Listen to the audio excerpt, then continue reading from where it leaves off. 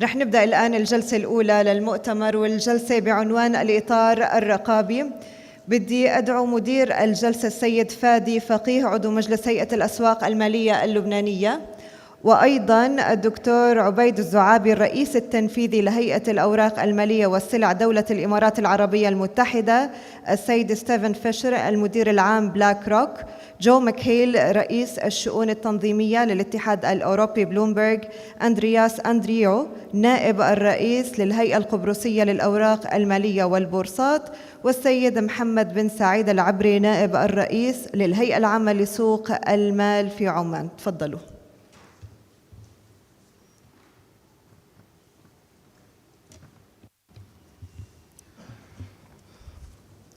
Good afternoon, ladies and gentlemen. You have to bear with me once again. Today in our panel, we have distinguished speakers. Let me introduce them first before we go on to their words. First, we have Dr. Ubaid Al-Zaabi. He is the CEO of Securities and Commodities Authorities in UAE. We have Mr. Muhammad Al-Abri. He is the Vice President of Capital Markets Authority in Oman. We have also Mr. Andreas Andrew, who is the Vice Chairman of Cyprus Securities and Exchange Commission. Then we have Mr. Stephen Fisher, Managing Director in BlackRock. And we have Mr. Joe McHale, who is the head of EU Regulatory Affairs with Bloomberg. Today, we're going to discuss several aspects. I'm going to mention some of them for the regulators to inform us of. And I don't mind if you feel free to speak in English or Arabic. It's up to you, or to the gentlemen and ladies. And I will just mention a few ideas. Then we will have a few questions and open the floor for discussion.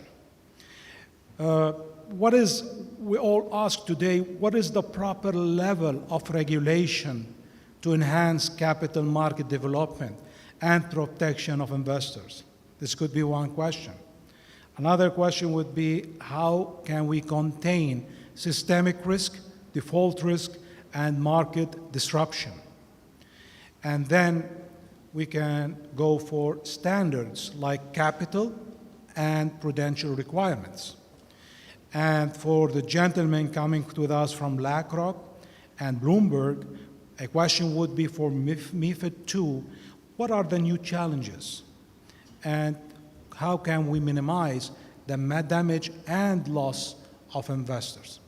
Okay, so allow me to start with Dr. Ubaid Al-Zaabi. Please. I said, first of all, Assalamu alaikum. إذا بدك تستعمل الميكروفون. Would like to give the thanks, for the Arab Union and the security authority of Jordan for the hospitality and for invite us to be here in this wonderful country. The moderator give us all the question he have. But we should take it one by one, if you don't mind. Yeah. So could you remind me with the first one, if you don't mind? Okay. First one was, what is the proper level of regulation to enhance capital market development and protection of investors? Okay. This question could be answered in a way of tackling the dimensions of the financial market itself, in terms of investor as a dealer in the platform or the exchange, security regulator could envisage more strict screening, trading, surveillance parameter in a way of capture the cases of violation of the regulations during the process of security trading, from trading clearing and settlements, etc. On the other hand, security regulator could provide more investor protections by impose strict, robust corporate governance, cover ESG, cover the minority protections, give the equality for the female and male, provide more sort of corporate governance during the operation of the company, disclosure also requirements, etc. So as I have mentioned, the investor protections can be done at all levels, from down to top, or vice versa, in a way of provide more robust, solid, and state-of-the-art regulations. Thank you. I'll be back to you with one more question, but before, let me ask Mr. Muhammad Al-Abri about how can we contain systemic risk, default risk, and market disruption as a regulator. What are your efforts for regarding these risks to enhance handling and minimizing these risks? بسم الله الرحمن الرحيم. في البداية يسعدني ويشرفني أن أكون في بلدي الثاني المملكة الأردنية الهاشمية. أنا كنت في الأردن يمكن قبل سنوات طويلة، درست هنا بالأردن، ما صح لي أن أجيها، لكن الحمد لله شاءت الظروف أن أرجع مرة ثانية بين أهلي وناسي مرة ثانية. مرة ثانية أشكر الإخوان في هيئة الأوراق المالية الأردنية والاتحاد هيئات الأوراق المالية العربية على حفاوة الضيافة وعلى إعطائنا الفرصة أن فعلا نكون موجودين هنا.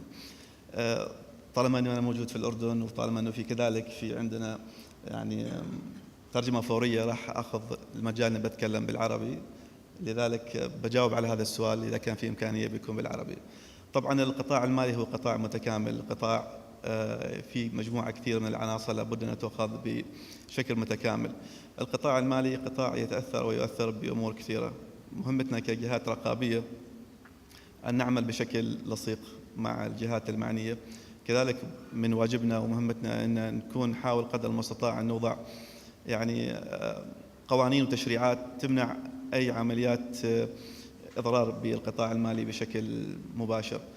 طبعا القطاع المالي هو قطاع ديناميكي، قطاع دائما في دخول وخروج للشركات، لكن كذلك مفروض احنا كجهات رقابية لابد أن نتأكد أنه أي دخول وخروج لأي شركات مرخصة أو شركات عاملة في السوق تكون دخولها دخول منظم وخروجها كذلك خروج منظم، ما يكون في إضرار للقطاع المالي أو إضرار بمصلحة المساهمين أو المستثمرين. لذلك كثير من الأنظمة والتشريعات اللي نوضعها على مستوى القطاعات أو على مستوى الدول نضمن بأنه يكون فيها عملية قواعد ولوائح وتشريعات تكون تحمي جميع الأطراف اللي هي موجودة في القطاع المالي. لذلك أعتقد أنه الجهات الرقابية في المستوى العالم عندهم مجموعة من المعايير والأسس يشتغلوا عليها لأغراض حماية جميع الأطراف. أعتقد أنه هذا بطريقة أو بأخرى هو يمكن يكون مختصر مفيد للموضوع.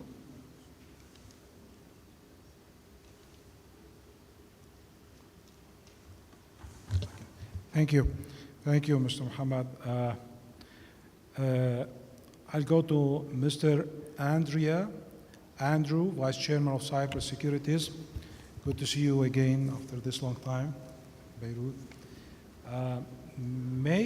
May we talk about the entry standards of capital and prudential requirements that you are following in Cyprus nowadays with respect to European regulations and MiFID II that is being developed nowadays? Thank you very much for the invitation. I would like to thank the Union of Arab Securities Authorities for giving me this opportunity to be here with you today and discuss these topical issues. Obviously, coming from a jurisdiction where MiFID is applied, my contribution will be mostly on principles stemming from MiFID, and especially MiFID II, which was introduced recently and is the main framework for the regulation and authorization of investment firms. With regard to capital requirements of investment firms in Cyprus, but also the rest of the European Union, at the time we follow the same principles that apply to banking institutions. For investment firms that are offering services of own account and underwriting, the minimum capital requirement is 750,000 euro. For firms that are authorized only for own account but are not holding client assets, it's 125,000 euro. And for the rest that are offering only investment advice or say reception and transmission without holding of money, the capital requirement is just 50,000 euros. I would like to say that there is also another pillar for the capital requirements of firms offering financial services, and that they have to have in place sound, effective, and comprehensive strategies and processes to assess and maintain on an ongoing basis the amounts, types, and distribution of internal capital they consider adequate to cover the nature of risks which they might be exposed. And this is the so-called internal capital adequacy assessment process, and is performed by each firm individually. There is a report submitted to the regulator, and depending on the report, the amount that is necessary to come up to the right standard is decided. Nevertheless, I have to say that there is an initiative by the European authorities, the European Commission, Parliament and Council to introduce specific regulation for investment firms, differentiating them from the banking regulations. In December 2017, the Commission adopted the proposal to amend the current prudential rules for investment firms and introduce proportionate and risk-sensitive rules for such firms. Under their proposals, the European Union investment firms will no longer be subject to rules originally designed for banks, and at the same time, the larger and most systemic firms managing in excess of 13 billion euro will be subject to the same principles as the banking sector. The two acts would amend the existing prudential framework and set out the capital requirements. The proposal is currently under discussion between Parliament, Council, and Commission under the trialogue principle in the Union.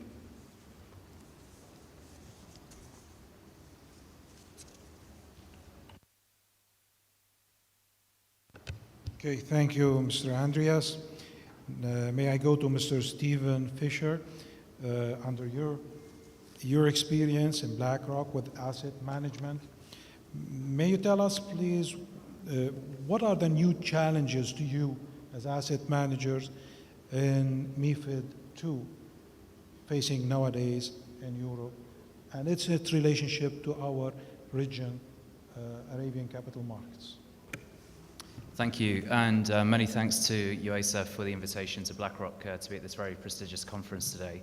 I'm very happy to say a few words about MiFID II. I'm based in London, but my role is pan-European and pan-regional, so I can bring in a bit of experience from different markets across Europe.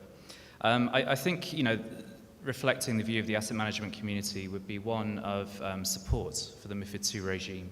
MiFID II was devised in the wake of the financial crisis. It attempted to strengthen investor protection and shift to regulated exchanges and transparency away from OTC. And that general shift away from bank-intermediated trading to more lit venues, to transparent venues, is something that we very much support from an asset management perspective, because it gives investors confidence about how trades are executed. It gives investors a sense of in what volumes and in what prices stocks are traded. I think the big challenges that we have from the asset management perspective now, because liquidity is now diverse, it's diffuse all over different venues across Europe, is how do we stick back together the liquidity position, and how do we achieve a single consolidated view of liquidity? And so we would always call for a consolidated tape of post-trade information. Another big innovation in MiFID has been pre-trade transparency. So that is actually disclosing the prices at which you're going to interact in capital markets. And we would argue that this would be better done if, again, there are just one single view, a European best bidder offer of pre-trade transparency. So again, we're looking for better post-trade transparency, better pre-trade transparency, and then end investors will really reap the benefits of all the additional transparency that MiFID creates.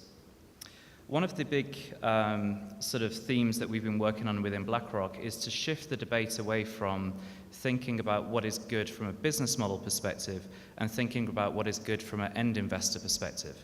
So generally in Europe, it's a very politicized debate around MiFID and other pieces of legislation. And what you find is there is a very, if you like, ideological discussion about dark liquidity and lit markets. What we want to look at is what is good for the end investor, what makes sense for the investing public in Europe, and also for external investors, such as investors in this market or elsewhere, to come in and invest in Europe. So generally speaking, we're supportive, but there are a number of challenges ahead in terms of transparency. Thank you, gentlemen. May I go to Mr. John McHale, the head of EU Regulatory Affairs, Bloomberg. May I ask you about what do you think, from your perspective, that regulators can do to minimize the damage and loss of investors, and how can businesses as well do that?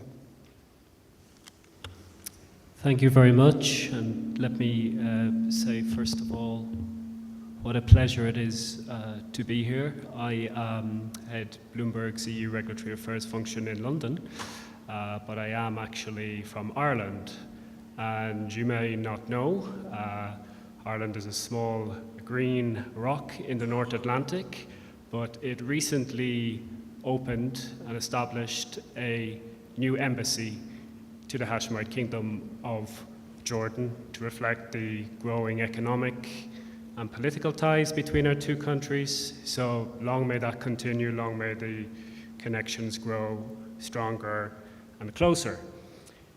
So Stephen has already covered MiFID and its aims, and from Bloomberg's perspective, we were deeply involved in all aspects of MiFID II in Europe and indeed internationally. We provide data and financial technology solutions to the buy side, to the sell side, to regulators, to central banks, to corporates, etc. And I think, first of all, just to take a step back, why is it relevant outside of Europe, and why are its challenges and its successes relevant? Well, I think obviously it's relevant if you're going to be dealing with a European bank or a European asset manager. There'll be direct impacts if you have subsidiaries or branches in Europe, and then there'll be indirect impacts if you're asked to submit further information like legal entity identifiers, etc., when trading with European counterparties. And I think that's the first reason why it's relevant. Another reason is that it was such a massive project, and it sits at the very center of European capital markets, and the whole framework is built around it, that it was seen that, you know, it would create almost a template potentially for other jurisdictions to look to. And I think in the run-up to the go-live of MiFID II, there were some suggestions in a way that we were going to see almost like a copying and pasting of some of its requirements across the world, essentially. And I actually think that that's not actually what we're seeing. I think that's overly simplistic. And that's a good thing, because I think it's key that when we're speaking about what's the appropriate level of regulation, how do we get the regulatory framework correct, it obviously very much depends on a jurisdiction basis. The level of capital markets in each jurisdiction is different, liquidity differs across jurisdictions, etc. So a one-size-fits-all would be wrong. So what we're seeing, I think, instead is we speak to a lot of regulators and market participants outside of Europe, And rather, it's almost like an a la carte approach to MiFID, where I think there's interest in terms of what has gone well and what could be learned from, and then what hasn't gone so well, what could have been done better, and indeed, where are there new requirements where it's too early to say what the impact has been. And as I say, I think that that's good, that there's not a rush to just copy and paste inappropriate rules across jurisdictions. But, and I'd finish on this key point, I think if we're going to go down the approach of saying that it's correct that we have, tailored legislation across jurisdictions and regions, then it's vital that the other side of the coin is that there's strong regulatory and supervisory cooperation across jurisdictions, so that we don't just end up with a patchwork of rules, conflicts of rules across jurisdictions, wasteful fragmentation, and ultimately as well, potentially missing a build-up of risks. So yes to tailored local regimes, proportionate regimes, but strong supervisory and regulatory cooperation. Passporting was mentioned earlier, that's important. Equivalence, that's extremely important. And organizations like UASA, like IOSCO, like G20, etc., have a very, very strong role, an important role to play. Thank you. I have one more question to Dr. Mohammed Zahabi. In your opinion as a regulator, what are the issues faced in regulating new emerging technologies like DLT and blockchain and making rules around it?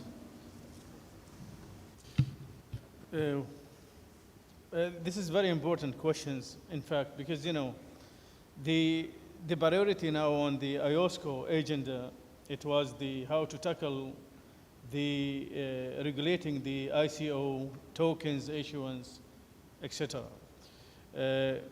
In UAE, we have a vision to tackle this issue in a way of set up a good regulations, catch the most important dimensions of the cryptocurrency or crypto assets issuance. But of course, we have a challenge. The first challenge is how to adapt the proper technology. As you might know, the cryptocurrency, the crypto assets, token issuance, it needs DLT technology, it needs blockchains. The exchange should be ready to adopt that technology in a way of provide more security, more vaccine against the cyber attacks and all those problem could have later in the future in implementation phases. But the issuance of tokens, the issuance of the ICO itself, it's dominant. All the conferences, all the professional events, it has the sort of importance in a way of how to regulate and how to adapt the technology. So I think we need to reach the balance between the setup, the regulations, and those regulations should contains all the elements to provide more protection to the investor at the end of the day. Then how to adapt the proper technology to provide more protections connected to the computer or software operating at the level of exchange itself. Thank you, Dr. Muhammad, for your interpretation. Yes, do you need to mention if I something? may add on the of my colleague, I agree with all what he said, and we are very concerned in Cyprus about all these technological developments. And there is an initiative by Parliament, the government, the Central Bank of Cyprus, the Cyprus Securities and Exchange Commission, and the other interested parties to prepare a framework in order to be able to use blockchain technology in an effective manner to implement our operation, but also protect the investors at large. We need to understand how this technology is working before we actually implement it. The Cyprus Securities and Exchange Commission recently announced an innovation hub. It's a step before the black box tool, but we want to receive the ideas from the market and other experts in order to familiarize ourselves with this technology and how it can be applied to products or platforms which are used by the companies to serve the investors. As we speak, we haven't allowed yet we haven't regulated yet any crypto-related products or technology, and we are thinking about different ideas, and we will come up with a decision for the best interest of the investors. I could, add to the, what I've said. We have two elements we need to just focus on. The first one is the industry is moving faster than the regulator. I'm receiving, a couple of, applications to set up a platform for the ICO, and but I don't have the regulations on the grounds because even the IOSCO doesn't have at this time guideline fitting the industry itself with the wide spectrums of requirements over there. This is number one. Number two is the issuance itself. The securitization of tokens. It takes two sides. The first one, which is more secure, which is based on security, backed with security, which is we could prefer to begin with. But the second one is the tokens. Token is endless products. You can. Some of the guy came to me from England. He has an idea to tokenize the unauthorized assets. So if you have a car, you are not using it for 1 month, he can tokenize that 1 month and put it through the exchange to be traded in. So we need to be careful in a way of regulating the ICO. Either it's asset-based or token-based. Allow me please to translate these 2 points because it's very important. It's a very important issue we're facing nowadays in the markets. Allow me to translate it to Arabic so that we can catch everybody on the floor. السؤال المهم اليوم اللي احنا عم نواجهه كريجوليتور هو كيفية وضع الأنظمة للتكنولوجيز الجديدة اللي عم بتفوت على الأسواق سواء من المؤسسات المالية اللي عم تتقدم بهالطلبات للريجوليتر ليوافق عليها أو من البلوك تشين مثل ما عم نسمع فيها الكريبتو كرنسي اللي موجودة اليوم بالعالم.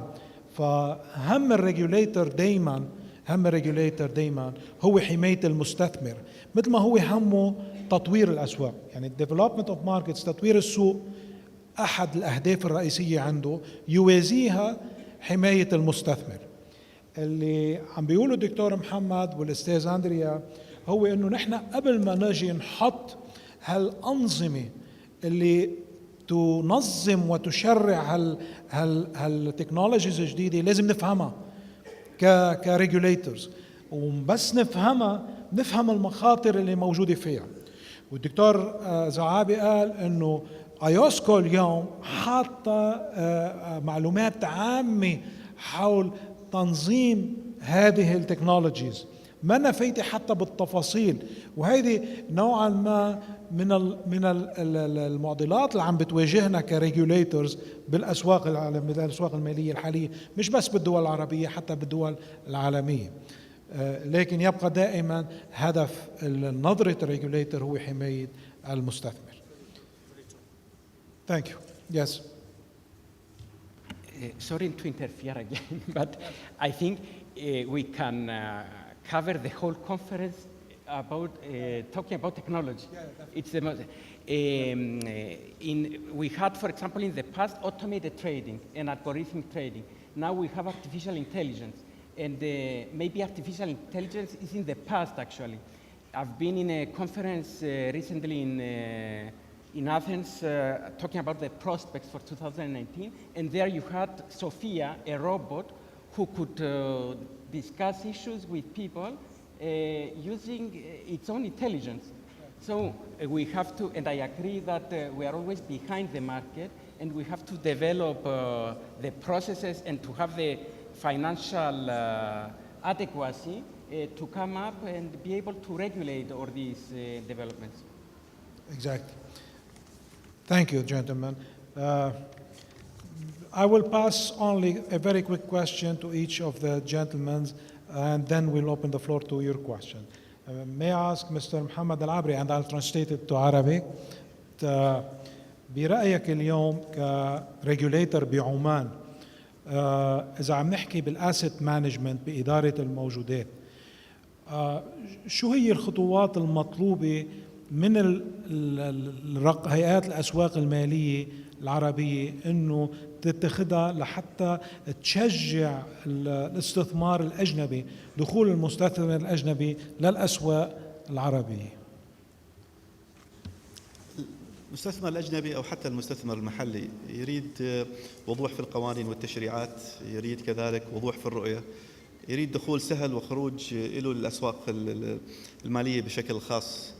وبالتالي أي تعقيدات توضعها الجهات الرقابية سواء في دخولهم لهذه الأسواق أو أي تعقيدات في القوانين والتشريعات، راح تلاحظ أنه جزء كبير من هذا المستثمرين يتوجهوا إلى أسواق أخرى. لذلك في أسواقنا العربية والخليجية أعتقد أنه توجه معظم الجهات الرقابية هو التسهيل، لأنه كثير من أسواقنا بحاجة إلى رؤوس الأموال الأجنبية لأغراض الاستقطاب المباشر والاستثمار في الأوراق المالية، أو عن طريق الاستثمار في الأوراق المالية كالاستثمار غير مباشر في الاقتصادياتنا. لذلك أعتقد الجهات الرقابية مهمتها أنها تكون مسهل لعملية الاستثمار وليست منفر. مفروض أن احنا كذلك نمسك العصا من النص، بحيث أنه نكون نوضع قوانين وتشريعات تكون قابلة للتطبيق في أرض الواقع. كثير من القوانين اللي معمول بها في الدول المتقدمة قوانين جيدة، قوانين جاذبة للاستثمار، لكن تفرق الدول المتقدمة عن دولنا النامية أنه المستثمر أيا كانت القوانين والتشريعات التي توضعها الدول المتقدمة راح تجد أنه هذا المستثمر يتوجه إليها بغض النظر عن صعوبة هذه التشريعات. بس بالنسبة لدولنا تحصل أنه التشريعات اللي عندنا كل ما كانت أكثر تشددا وأكثر صعوبة، تحصل كثير من المستثمرين ينفروا من الاستثمار. طبعا حماية المستثمر هذا خط أحمر لابد أن يكون نوضعه أمام أعيننا جميعا كجهات رقابية.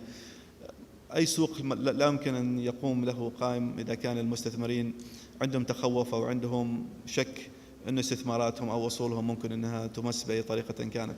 لذلك مدراء الأصول سواء مدراء الأصول المحليين أو العالميين يبحثوا في دول المنطقة عن استثمارات آمنة، يبحثوا عن مناطق وجهات رقابية تكون التشريعات والقوانين أفضل ما تكون، ولكن تكون واضحة وكذلك سهلة. يبحثوا كذلك عن عملية الدخول السريع للأوراق المالية لهذه الأسواق والخروج، سواء الخروج المنظم أو الخروج السريع لأموالهم. أعتقد هذه الأشياء الرئيسية لابد أن نوضعها، يعني نصب عيننا كجهات رقابية عربية أو خليجية. Thank you, Sayyid Muhammad. Two more short questions about a hot issue today we are facing nowadays, about Brexit.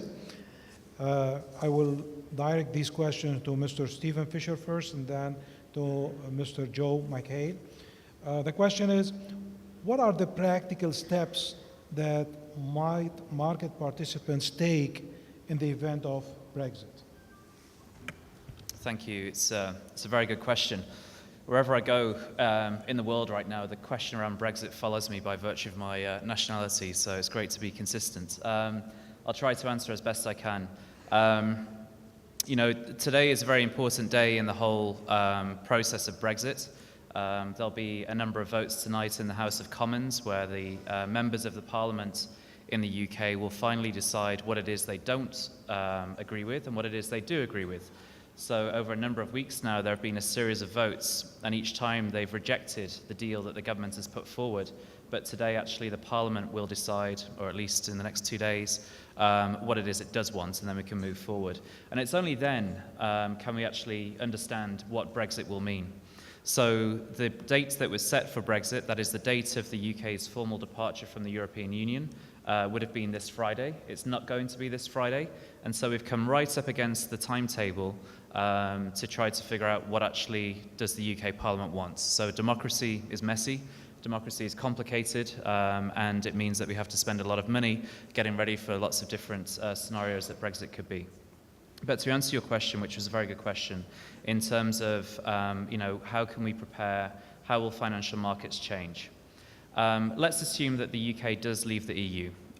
So again, this is not certain yet because there's various interpretations of what Brexit could be. But let's assume that the UK departs on the terms which have been agreed with the EU, if not with the UK side. In that situation, the UK would be deemed what is called in European legislation as a third country, i.e. it's a country outside of the European Union. However, the UK has stated that it wants to be equivalent to the EU going forward. So that means that it wants firms based in the UK to have an equivalent regulation to those firms based in the EU, so both sides can access their markets in a, if you like, an interoperable fashion. What that means, therefore, is that the UK will have to stay largely aligned with EU regulation. So even if the UK does leave the EU, and when it does leave the EU, effectively the regulation doesn't change. So there'll be a UK version of MiFID, there'll be a UK version of the clearing rules, of UCITS, of every other rule you can imagine. Now, the problem for the industry in the meantime is that to achieve equivalence, you have to write rules on the UK side that match the EU rules on the other side. And the problem and the difficulties that the industry are facing right now is that the UK hasn't actually written rules in key areas of financial markets, particularly in equity markets. So the big challenge that the UK and players in the UK are facing right now is the share trading obligation, which means on what basis are shares traded in the UK to be equivalent to the EU. So potentially that could lead to fragmentation, potentially that could lead to a reduction in liquidity of both sides, and essentially more cost, and that cost is ultimately borne by end investors and pensioners.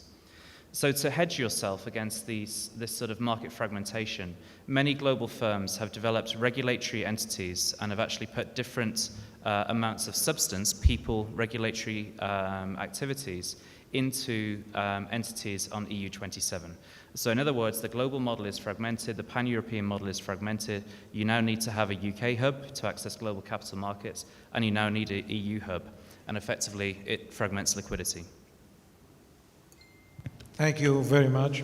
One last question would be, from your point of view, what could be the potential benefits of Brexit from capital markets perspectives? What do you think? Well, first of all, I think Stephen covered the background very well. In terms of actually thinking about benefits, I think that's hard to do today.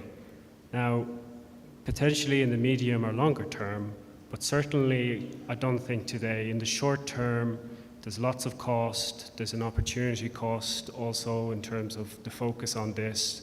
The fact that many London-based organisations have had to set up subsidiaries in the EU. So no short-term benefits, but I want to make the point that Bloomberg recently opened its new European headquarters in London. This decision was made before Brexit, but probably it wouldn't have changed anyway, because frankly, London will remain, in our view, a global financial centre, and Brexit's not going to change that, certainly not overnight. It was a financial centre, a global financial centre long before the European Union.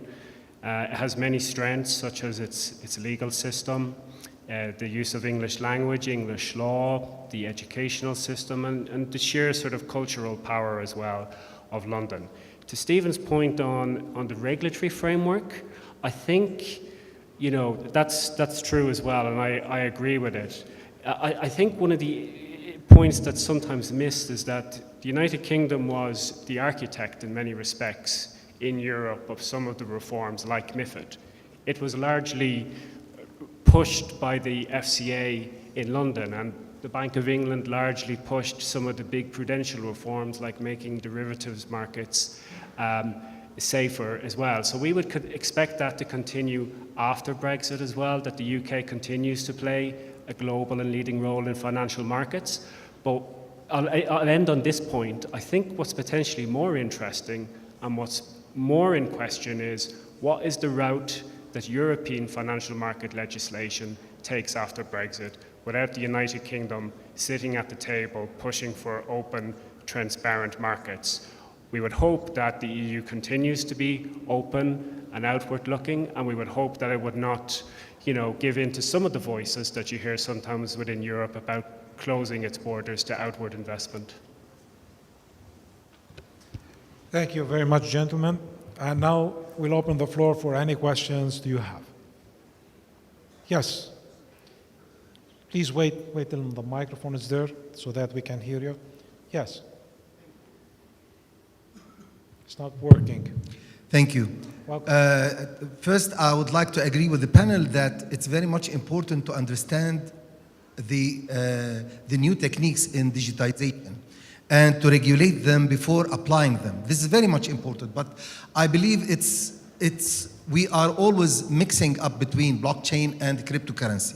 Cryptocurrency is something that we should not approach and we should not adopt before we understand it totally. However, we should not mix between blockchain and cryptocurrency, because blockchain is the platform and cryptocurrency is the sea, and the cryptocurrency is a small dot in the sea. So cryptocurrency uses blockchain, but blockchain is the base for improving and securing our digital ledgers and making sure that they are distributed all over the world.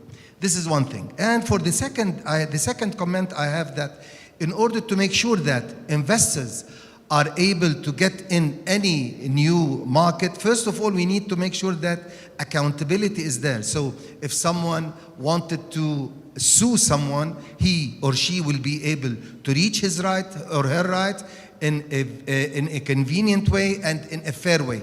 Once we have this judicial system applied in any country, then this country would attract, definitely this country should have all the platform and the basics for infrastructure for investments. But in addition to that, they might have all this without the judicial system, which will not enable investors to come in and make sure that they are investing and knowing that they are securing their capital whenever they want to go out.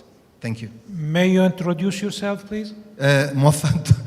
دكتور موفق اليافي. أهلا وسهلا دكتور، كيفك؟ حبيبي. Anybody else? Yes, would you like to add up?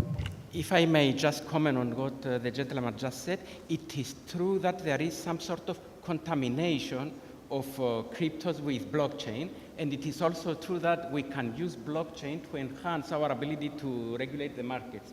And the initiative I mentioned earlier of the Cypriot authorities is to use, for example, blockchain by many governmental and semi-governmental departments for the anti-money laundering checks, for us for the know your customer checks, to create different registries like trust registries, and that doesn't mean that this has to do anything with cryptos.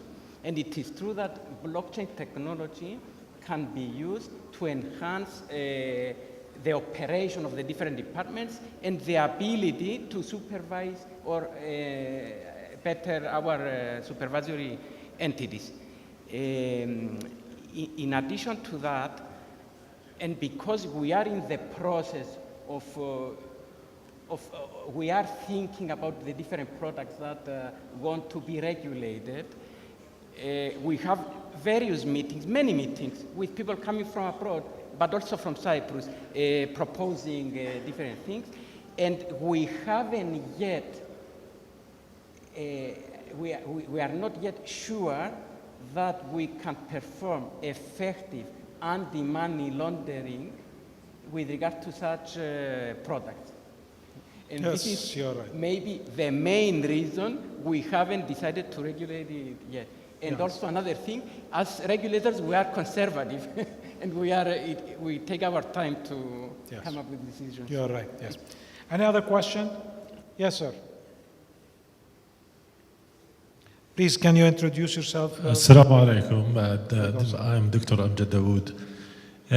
My question is, cryptocurrencies are, especially when it's based on or tied to some assets, is an incredible way of promoting transparency, especially in the financial markets. And we here in Jordan, we suffer from actually the lack of transparencies. And if you consider the ASE, and I'm sure that you are aware that we are losing a lot of money in it. And the introduction of cryptocurrencies actually would be very beneficial to Jordan, especially we have a lot of energy. So we can actually do the mining and et cetera, et cetera. And we can actually tie it to some actual assets like the solar, which we are very rich in. And if you take the whole world, you're going to find that a lot of people are replacing the reward system with the cryptocurrencies. And I wonder why the central bank is not moving in this direction. And this has the potential to employ a lot of Jordanians. It has the potential to increase our investments in Jordanian sectors. It helps the financial sector, et cetera, is the trend of the future. If I can assure myself the value of my cryptocurrency, then I might have more of it, especially when it is tied to the energy which we are suffering in. For example, if I do a mining operation for cryptocurrencies here in Amman, it's not going to cost me anything. Energy is available, and actually we are talking about the abundance of energy in Jordan, and we are curtailing the production of solar energy. Just imagine if we use all this energy for mining, actually for verification of cryptocurrency transactions all over the world. So we can be the center, not just like for the currencies that are circulating in the UAE or other countries, but in the whole world. And I wonder why the central bank is not moving in this direction. This has the potential actually to reduce our dependence on other financial sectors and help Jordan as well. Thank you very much. Thank you. If you have any questions, please, no comments. If we have any questions, let's deal with them. If you have any comment, I'm sorry, I will be interrupting you. Yes, sir, you guys have a question there? Good afternoon. My name is Andy Dyson. I represent... Let me reach, please, can you get the mic? We can't hear you. Yes. Good afternoon. My name is Andy Dyson. I represent the International Securities Lending Association. Can you raise your voice? In Europe, okay? Yeah. I just wanted to pick up on the point that was made earlier on about technology and some of the comments made about regulation of technology.